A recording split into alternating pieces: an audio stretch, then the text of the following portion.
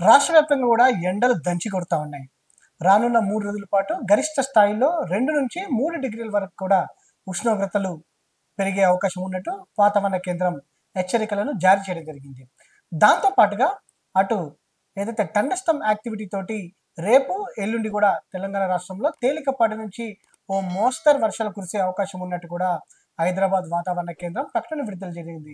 Present మనం April 6వ తారీఖు 2025 తేదీలో ఉన్నాం.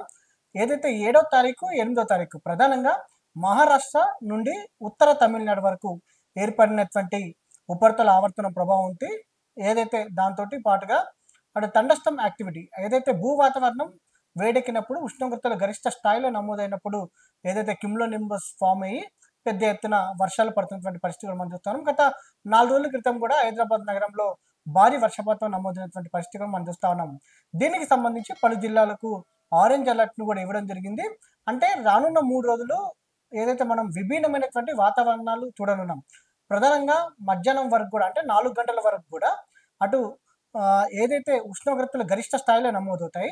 సాయంత్రం కాగానే చల్లటి వాతావరణం ఏర్పడి ఒక్కసారిగా ఉరుములు, మెరుపులతో కూడినటువంటి వర్షం పడే అవకాశం ఉన్నట్టు కూడా హైదరాబాద్ వాతావరణ కేంద్రం స్పష్టం చేసినటువంటి పరిస్థితి కూడా మనం చూస్తా ఉన్నాం.